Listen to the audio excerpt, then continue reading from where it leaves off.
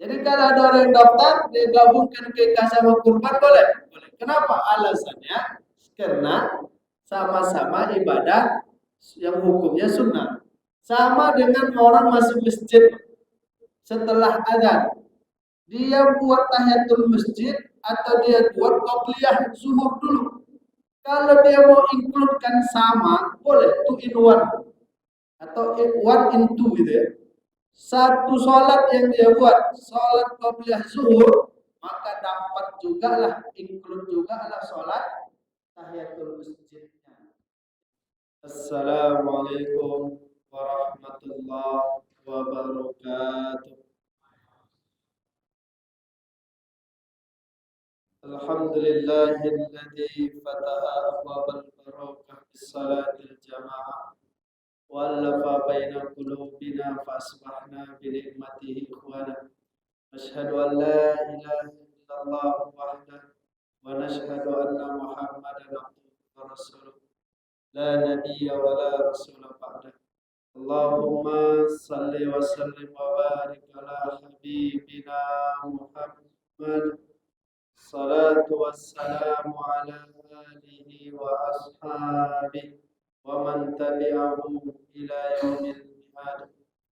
Bapak Ibu jamaah salat zuhur yang dimuliakan Allah, alhamdulillah hari ini kita dapat bertemu mengkaji tentang persiapan kurban.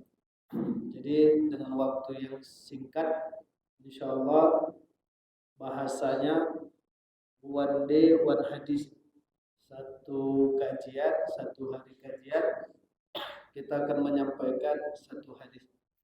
Dan hadis yang kita akan bahas karena ini akan menjelang ibadah kurban. Ibadah kurban ini ibadah yang besar. Maka sebelum Zulhijjah itu nama bulannya adalah Zulqa'dah atau Zulqa'idah. Apa itu Zulqa'dah atau Zulqa'idah? Zul itu artinya orang. Qaid itu artinya istirahat. Jadi bulan Zulqa'dah ini bulan orang-orang istirahat. Artinya untuk banyak-banyak tidur. Bukan istirahat yang dimaksud, bukan istirahat tidur, tapi sebagai persiapan untuk ibadah yang besar, yaitu ibadah kurban. Jadi ini sebelum berpacu nanti di Zulhijjah, Allah beri kesempatan untuk persiapan. Nah, persiapan itu disebut dengan bulan Zulqa'dah atau Zulqa'dah. Bapak Ibu yang dirahmati Allah, apa kajinya? Kaji hadis hari ini dari Aisyah radhiyallahu anha yang insya Allah akan menjawab kalau timbul pertanyaan di benak kita. Boleh enggak kurban kalau belum akikah? Kemudian boleh tidak satu kelompok yang 7 orang itu, salah satu di antara 7 itu niatnya akikah atau harus kurban semua? Kemudian boleh enggak include saja?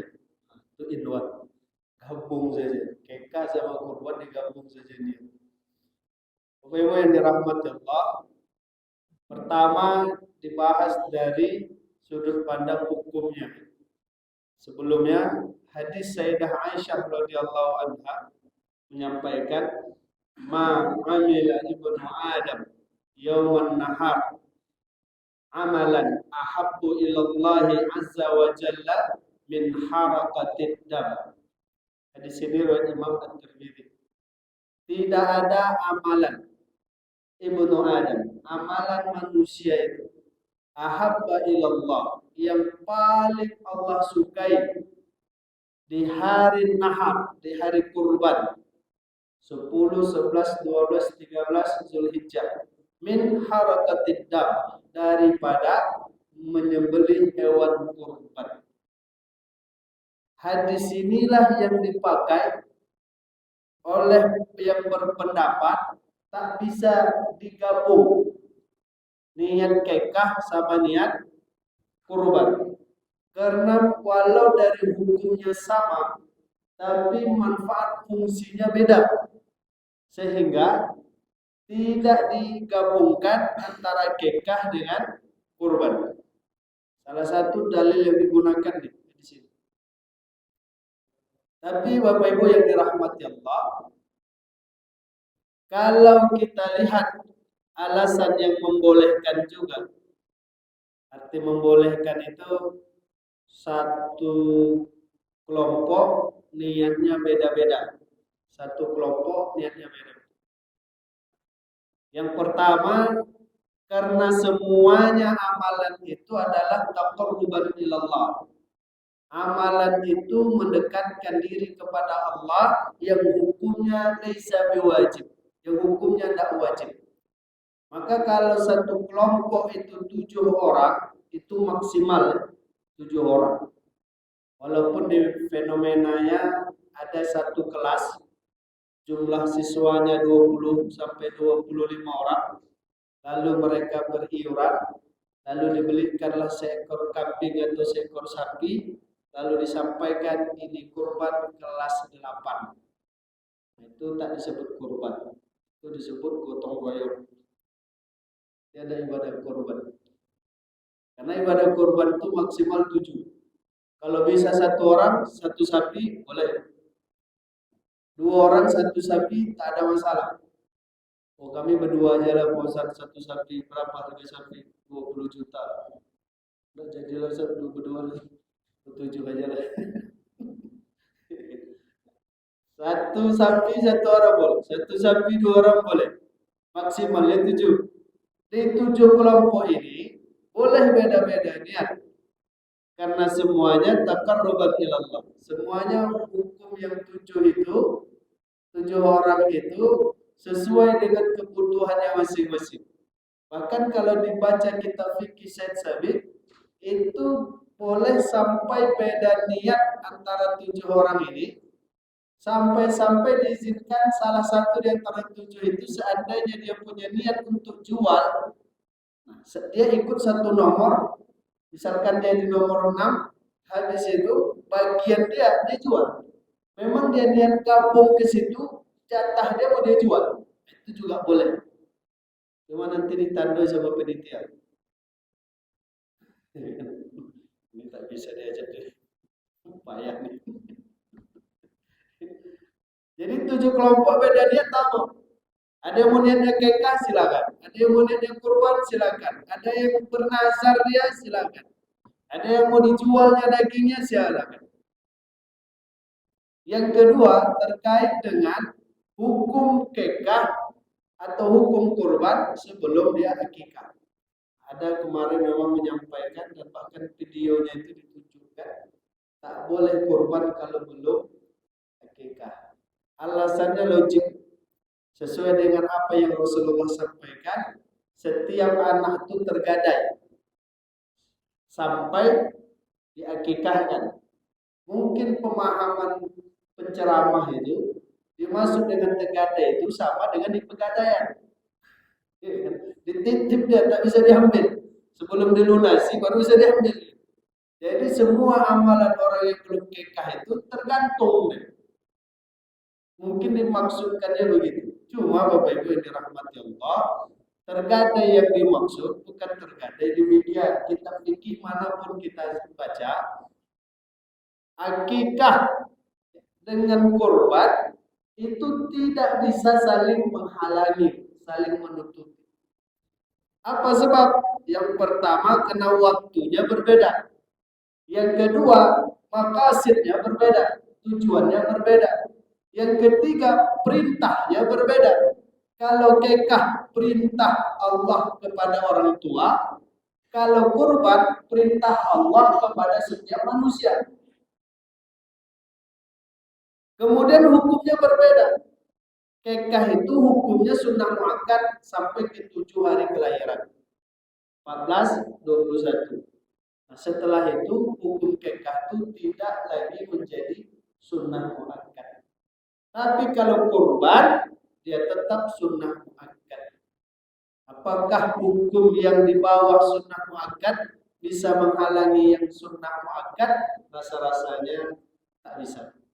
Dalam kaidah fikih, hukum yang paling tinggi itulah yang paling prioritas. Jangan sempat awak ribut-ribut masalah sholat sunnah sebelum maghrib, tapi tentang sholat maghrib awak tak ribut. Ada orang debat tentang sholat sunnah sebelum maghrib. Debatnya sampai keluar bahasa-bahasa yang tak baik. Orang tak sholat maghrib tak ada di debatnya. Jadi Bapak Ibu yang dirahmati Allah. Yang kedua tentang bagaimana orang yang berkurban tetap boleh meskipun dia belum akikah. Yang ketiga ini yang agak seru. Include saja lah Bos. Kami gabungkan lah. Karena dia punya rumus kalau bisa dipermudah, kenapa dipersulit gitu. Itu sama dengan kaji kemarin ketika puasa Syawal. Kodo dulu atau Syawal dulu. Nah, itu masing-masing. Akhirnya kodo dia tidak, Syawal pun tidak. Karena masih bingung mana yang harus didahulukan. Kodo dulu atau Syawalnya dulu. Nah, kalau kita lihat tentang akikah ini dengan kurban ini, satu ulama yang mengatakan kurban itu wajib. Namanya Imam Abu Hanifah, Imam Hanafi. Maka dalam mazhab beliau tidak boleh digabungkan antara kekah dengan kurban. Kenapa? Karena ibadah wajib. Ibadah wajib kan tak bisa digabungkan.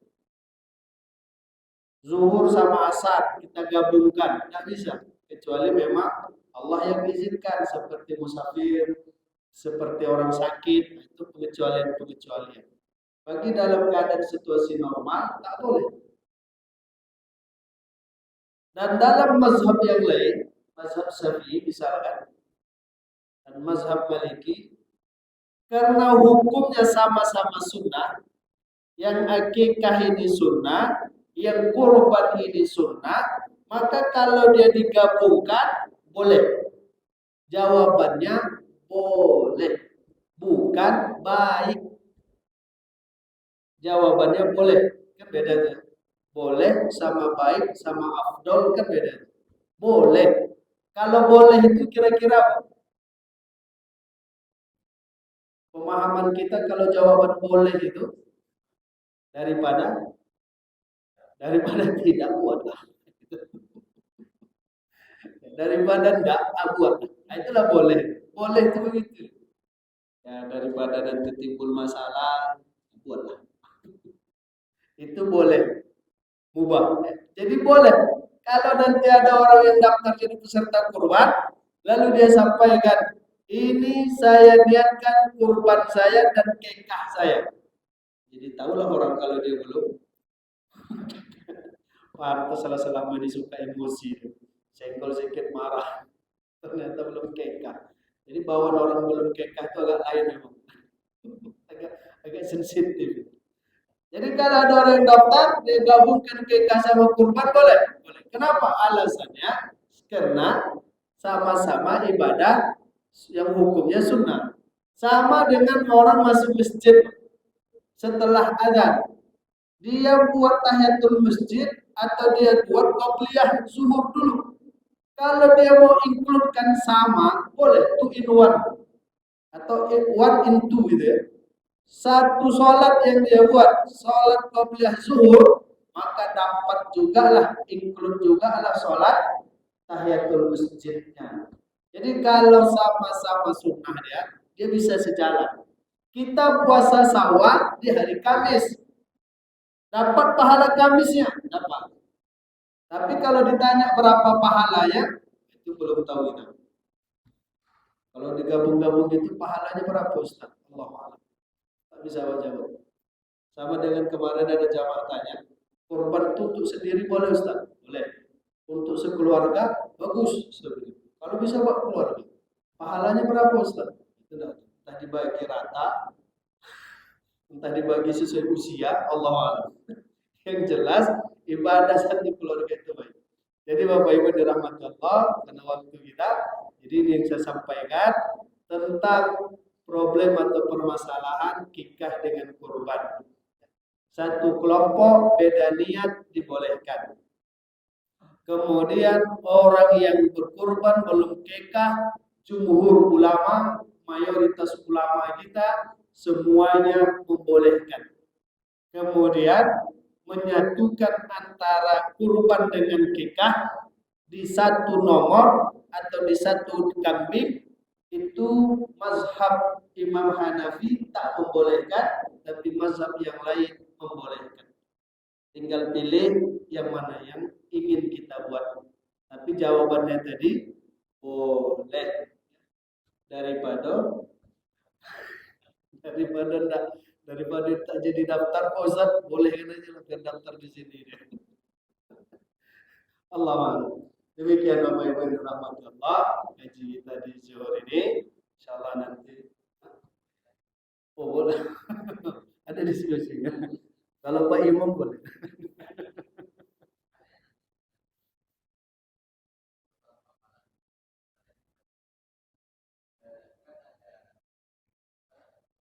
Oke.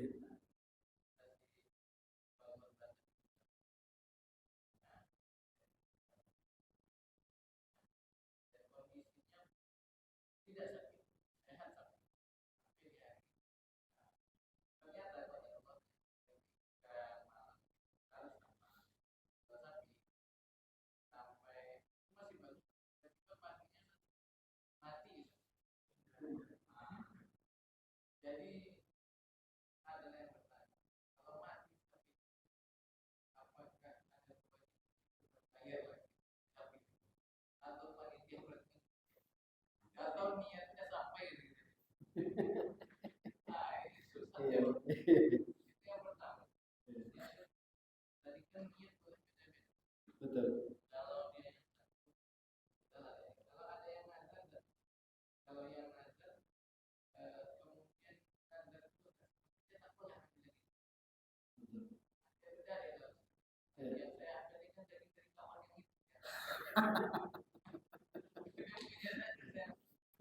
Tukar kupon ya.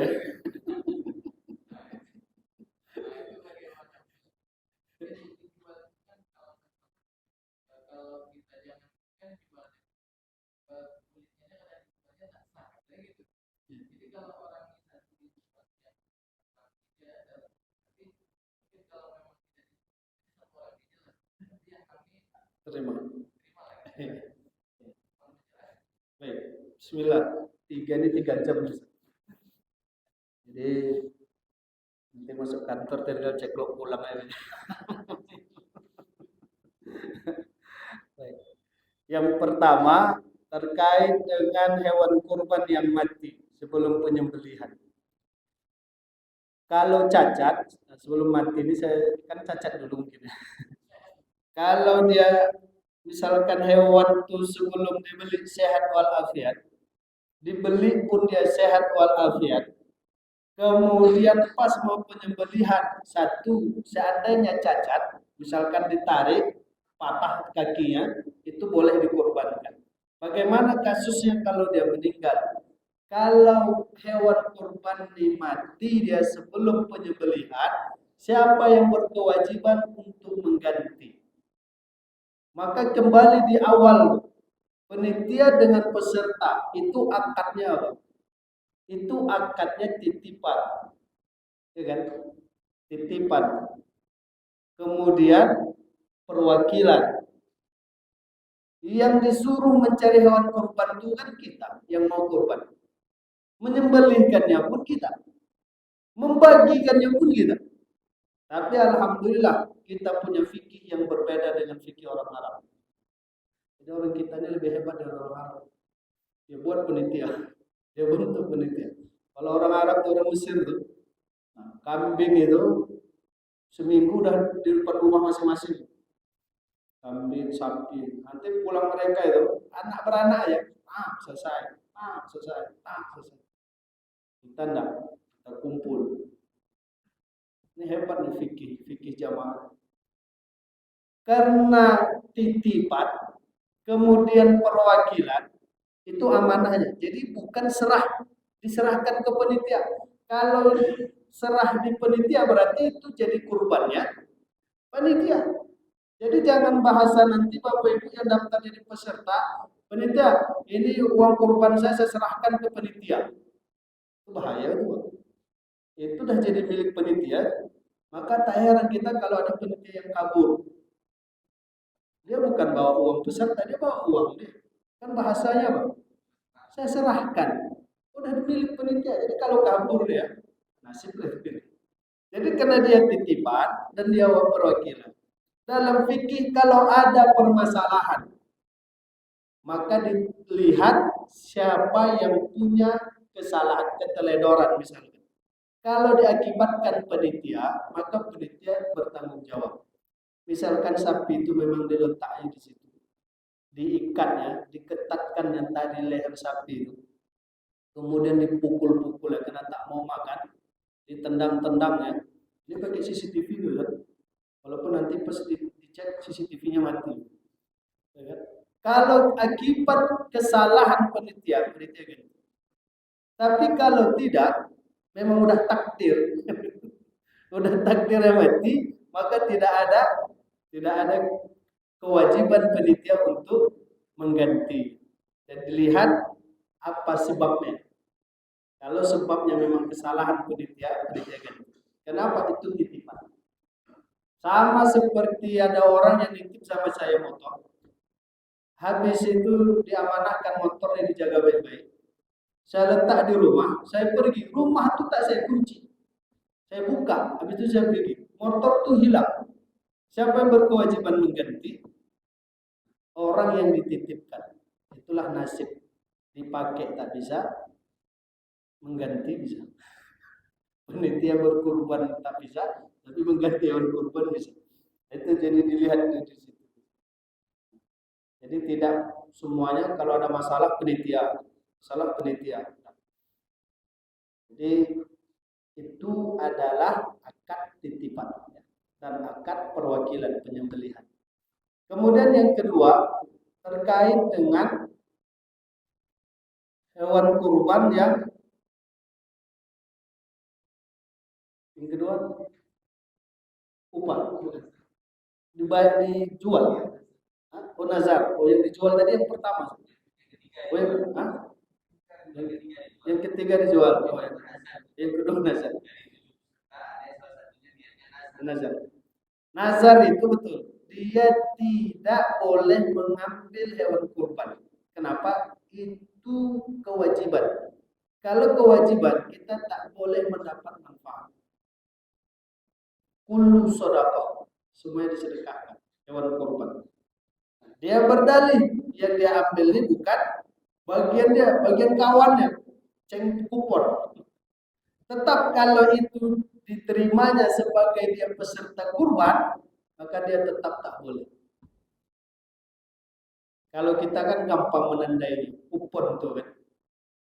Dari kupon tuh. Kalau dia nazar, kuponnya beda. Kalau dia warga, kuponnya beda. Jadi kalau dia peserta dan nazar kita kasih kupon peserta, lalu dia terima, itu dia tak boleh. Dia boleh dapat kupon warga. Kupon warga dia boleh dapat. Dia ambil kupon warga itu, dia ambil nanti dagingnya, boleh. Berarti dia bukan, itulah yang bisa dipahami, dia tak ngambil daging kurbannya, tapi dia mengambil daging kurban. Bukan kurban dia, kurban yang lainnya dia bisa dapat. Jadi dia tak boleh mengambil kalau itu kurban dia. Tapi kalau daging kurban, boleh. Daging kurban dia boleh makan, dia boleh ambil. Tapi kalau dia dapat bagian dari daging kurbannya, tak boleh. Kalau nazar. Apa contoh nazar itu begini? Kalau besok cair, uang tunjangan saya, atau uang sepaan saya, ya kan? Saya akan kurban. Itu nazar. Yang begitu-gitu tuh, tak boleh ambil. Kalau besok saya sehat, saya kurban. Itu nazar. Kalau besok anak saya ini lahir dengan selamat, saya kurban. Itu nazar. Jadi kalau yang nazar begitu kita tak boleh ambil daging kurban kita, tapi kita boleh ambil daging kurban. Artinya apa? Kupon warga boleh kita ambil. Kita ambil kupon warga dia tukar. untuk dapat kupon peserta. Jadi kalau niatnya dituju, beda-beda niat, kemudian salah satu di antara mereka dijual, itu niatnya bukan kurban. Niatnya memang dia mau jual, dia bukan kurban. 7 orang, habis itu 6 orang kurban. 1 orang ini dia tidak kurban. Niat bapak ini daftar jadi peserta kurban. Saya ikut jadi peserta, tapi bukan peserta kurban. Karena saya ingin jual daging ini nanti. Jadi nanti dibacakan panitia, ini kurban bapak. Enggak, tak disebut. 6 orang itu aja lah disebut. Yang kurban yang mau dijual tak usah disebut. Kalau disebut pun nanti agak aneh bunyinya. Kurban bapak ini, kurban bapak ini, kurban bapak ini, daging bapak ini mau dijual ya. Jadi yang kurban itu aja disebut. Kekah boleh disebut. Jadi kalau yang 6 orang itu 2 kurban, 4 kekah, 1 jual, 6 orang itu sajalah yang disebut, yang jual tadi tak disebut. Karena itu bukan kurban. Lalu dia jual, boleh. Misalkan peserta itu dapat 3 kilo. Daging 3 kilo ini dia jual. Tak ada masalah, karena itu bukan kurban. Tapi kalau dia niatkan kurban, habis itu dia jual, itu yang tak boleh.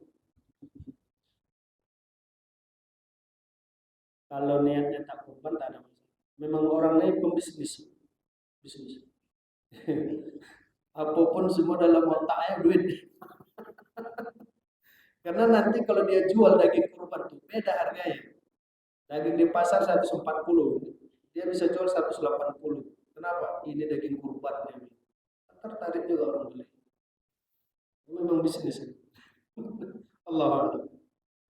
Demikian rahmati Allah. Insyaallah kurban kita diterima Allah dan Allah izinkan kita bisa berkurban setiap tahunnya. Kurban dengan harta, kurban dengan tenaga, kurban dengan ilmu, kurban dengan amal. Asal jangan kurban rasa. Taqabbalallahu minni wa minkum.